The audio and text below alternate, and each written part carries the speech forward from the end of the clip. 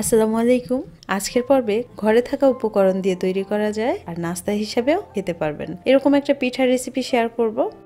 পিঠা তৈরি করার জন্য আমি এখানে প্রথমে 3টা ডিম নিয়েছি আর এর সাথে দিয়ে দিলাম 1/4 কাপ পরিমাণ চিনি। চিনির পরিমাণটা আপনারা চাইলে আপনাদের স্বাদ অনুযায়ী অ্যাডজাস্ট করে নিতে পারেন। এরপর একটা হুইক্সের সাহায্যে খুব ভালোভাবে চিনিটাকে ডিমের সাথে মিশিয়ে নিতে হবে। যতক্ষণ পর্যন্ত না চিনিটা গলে যায় খুব ভালোভাবে ততক্ষণ পর্যন্ত নেড়ে মিশিয়ে নিতে হবে।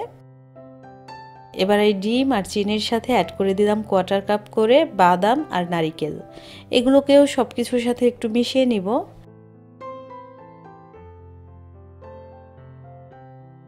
এরপর 1 কাপ পরিমাণ সুজি অল্প অল্প করে দিতে থাকবো আর নাড়তে থাকবো। এরকমভাবে সুজিটাকে এই ডিমের সাথে খুব ভালোভাবে মিশিয়ে নিতে হবে। আর এর সাথে মোট আমি 1 কাপ এবং আরও 1/4 কাপ পরিমাণ সুজি অ্যাড করেছি।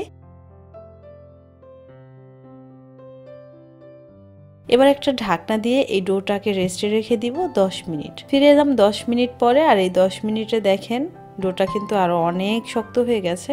এবার সরাসরি পিঠাগুলোকে ভেজে নিতে হবে। আর এই পিঠাটা তৈরি করার জন্য এরকম একটা ডোই তৈরি করে নিতে হবে, কারণ এতে করে এই পিঠাটা প্রায় 1 সপ্তাহের মতো আপনি সংরক্ষণ করতে পারবেন। তবে আপনি যদি একটু নরম থাকা অবস্থায় ভেজে নেন বা এই ডোটাকে যদি আরেকটু নরম করেন তাহলে কিন্তু পিঠাগুলো নরম হবে। আর এরকম শক্ত একটা ডো যদি আপনি তৈরি করে নেন তাহলে পিঠাটা কিন্তু অনেক মুচমুচে হয় আর সেটা 1 সপ্তাহ পর্যন্ত একটা এয়ারটাইট বক্সে বা বয়মে ভরে সংরক্ষণও করতে পারেন। আমরা তালের বড়া যেই সাইজে বানিয়ে থাকি আমি সেই সাইজে পিঠাগুলো একইভাবে বানিয়ে নিব আর একটু সময় নিয়ে ধৈর্য নিয়ে ভেজে নিব। এতে করে ভিতরটা খুব সুন্দর কুক হয় আর অনেক বেশি মুচমুচে হয়।